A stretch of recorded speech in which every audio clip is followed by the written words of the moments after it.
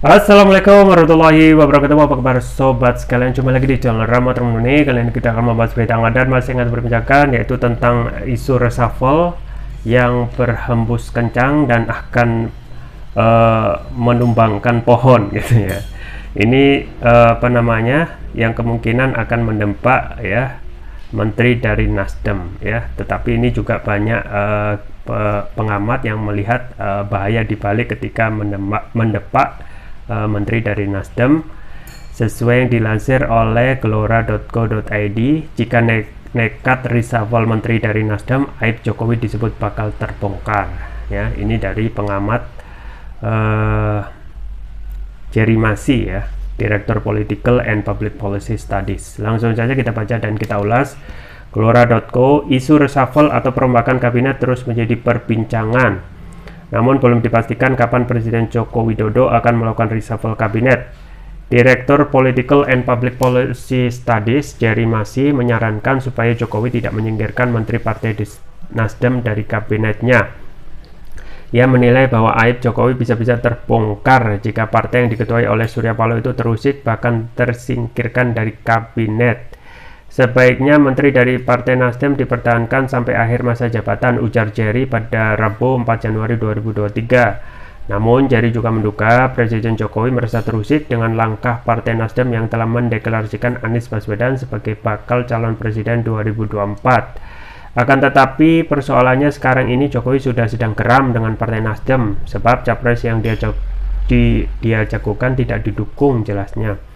Menurutnya Partai Nasdem akan tenang-tenang saja jika memberikan dukungan kepada Gubernur Jawa Tengah Ganjar Pranowo. Mereka tidak akan terusik jika mengusung Ganjar. Meski begitu, saya juga tahu bahwa dia tidak melakukan reshuffle di berbagai kesempatan lanjutnya. Ia menduga peluang reshuffle tetap ada dan Partai Koalisi sedang mengincar beberapa kursi menteri yang diduduki Partai Nasdem. Jadi kemungkinan besar reshuffle tetap ada lantaran anak buahnya sudah dianggap membelot. Partai Nasdem pasti dipangkas pungkasnya. Ya, sobat sekalian, itu ya isu reshuffle yang makin kesini makin panas dengan adanya konstelasi dari para elitnya ya, baik itu PDIP dan juga Nasdem yang saling berbalas pantun. Di satu sisi ya, PDIP yang merupakan the ruling party, partainya Presiden Joko Widodo ya, itu ya menggembor-gemborkan salah satu hal perlu untuk Nasdem menteri-menterinya itu keluar ya, karena sudah tidak seirama lagi. Itu yang disampaikan oleh Jarod Saiful ya. Dan kemudian hal yang standar ya dilakukan pembelaan oleh dari Nasdem oleh Caniago yang melihat untuk tidak begitu agar tidak begitu mencolok dalam hal kritik karena Menteri Nasdem itu sebenarnya masih berprestasi. Nah, ini pasti akan ada saling menutupi dari setiap kubu masing-masing. Dan yang paling jelas memang ya, setelah dideklarasikannya Anies Baswedan sebagai capres oleh Nasdem, ini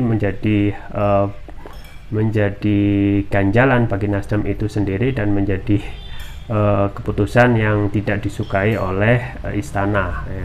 Sampai dinyatakan sebagai keputusan yang sembrono meskipun tidak langsung tunjuk hidung.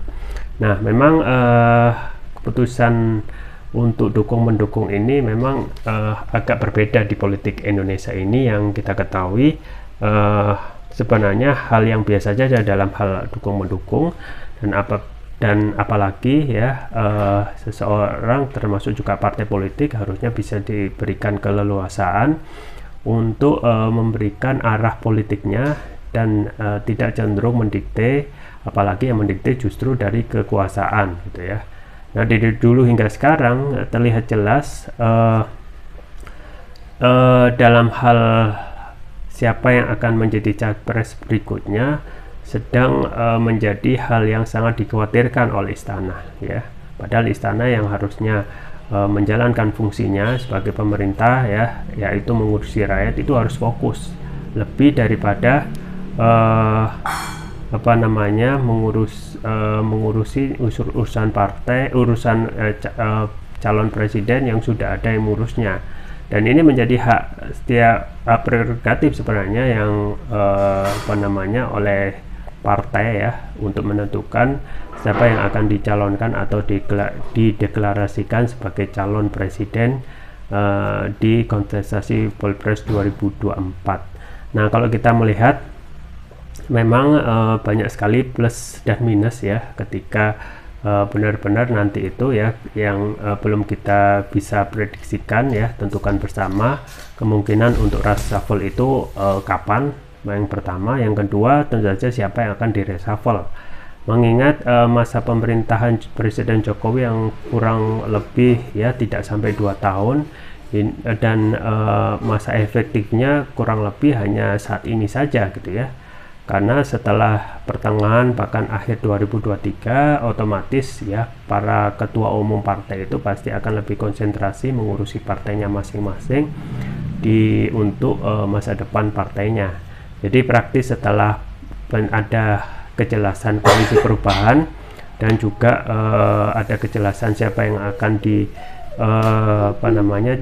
didaftarkan pada pendaftaran Capres 2024 yaitu Oktober 2023, maka setelah itu setiap ketua umum baik itu partai politik dan juga grassrootsnya pasti akan bekerja keras ya lebih untuk mengurusi partainya daripada mengurusi rakyat. Nah, ini hal yang wajar gitu ya dalam pragmatisme partai yang lebih melihat apa keuntungan ataupun masa depan partainya, dan ini harusnya menjadi kritik terhadap partai yang harusnya bisa lebih ya konsentrasi mengurusi rakyat daripada mengurusi kepentingan partai itu sendiri. Nah, memang kalau kita melihat ke depannya akan banyak kerugian ya kalau benar-benar mendepak Partai Nasdem secara keseluruhan. Kita ketahui menteri di Nasdem ada 3, yaitu Menkominfo yaitu Johnny G. Plate, kemudian Menteri Kehutanan Siti Nurbaya Bakar, dan juga Menteri Pertanian Syahrul Yassin Limpo. Dan ada banyak spekulasi ya antara apakah akan mendepak ketiganya atau hanya satu jabatan menteri ya. Kemudian juga ada spekulasi terkait menteri yang dimasukkan nanti itu barter dengan menteri dari PDIP,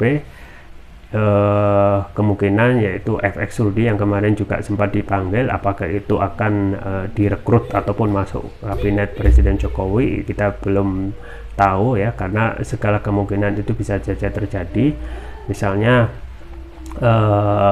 supaya tidak benar-benar mencolok membentuk suatu dalam tanda kutip konfrontasi kepada Nasdem, bisa saja Presiden Jokowi hanya mendepak satu jabatan menteri Nasdem ya sebagai supaya tidak terlihat terlalu ekstrim dalam dan ini terkait juga bagaimana hubungan Presiden Jokowi dengan Surya Paloh yang sampai saat ini tidak baik-baik saja ya. Misalnya ketika dalam ulang tahun Nasdem itu sendiri Presiden Jokowi tidak hadir, itu juga dibalas oleh Surya Paloh yang tidak hadir dalam pernikahan Kaisang Pangarep. Nah, ada banyak hal yang dikhawatirkan yang juga disampaikan oleh Direktur Political and Public Study yaitu Jerry Marsy, yaitu ketika benar-benar menyingkirkan keseluruhan dari menteri dari Partai Nasdem, diantaranya adalah aib Jokowi itu akan bisa terbongkar ya jika partai yang diketuai oleh Surya Paloh itu terusik bahkan tersingkirkan ya. Pertama ya, ketika Nasdem itu benar-benar tersingkir dari koalisi istana, maka ini akan menjadi legitimasi dari Paloh itu sendiri ya untuk menjadi ya menegaskan statusnya sebagai oposisi dan bergabung dengan Demokrat dan juga PKS yang sama-sama oposisi. Artinya mereka bisa mengkritik ya, kemudian juga bisa menegaskan lagi ya, dan juga lebih masif lagi ya menggerakkan kendaraan partainya yaitu Nasdem untuk lebih menegaskan calon presiden Anies Baswedan. Dan setelahnya kita ketahui Surya Paloh adalah oligarki dalam bidang media yang otomatis akan mempunyai kekuatan media untuk melakukan memakai kekuatan medianya itu untuk mengkritik pemerintah, dan ini kemungkinan yang akan dikhawatirkan adalah mengganggu sisa pemerintahan Presiden Jokowi. Di sisa pemerintahan Jokowi yang 2 tahun ini ya diharapkan memang bisa ya memberikan legasi-legasi yang baik, tetapi dengan menambah oposisi ya, ini akan menjadi batu ganjalan atau dalam tanda kutip duri dalam daging ya, kalau benar-benar Partai Nasdem itu tidak didepak ya. Nah, kalau benar-benar bisa didepak ya, kemungkinan akan terus-menerus Surya Paloh yang memiliki media ini akan mengganggu kinerja pemerintahan Presiden Jokowi. Nah, memang tidak bisa dipungkiri ya, setelah keluarnya setelah deklarasi ya, terlihat jelas ya Presiden Jokowi itu geram dengan keputusan Surya Paloh dan partainya untuk mendeklarasikan Anies Baswedan ya, padahal yang diharapkan dari istana adalah deklarasi sesuai dengan keinginan istana, yaitu mendeklarasikan Ganjar Pranowo yang merupakan anak istana ya, yang kemungkinan ya dengan adanya deklarasi Ganjar Pranowo benar-benar akan mengikuti arah keinginan dari istana. Orang boleh berganti, tetapi rezim itu tetap berjalan ya, rezim stay remain, artinya kepentingan-kepentingan dari istana. Meskipun Presiden Jokowi itu sudah selesai masa jabatannya,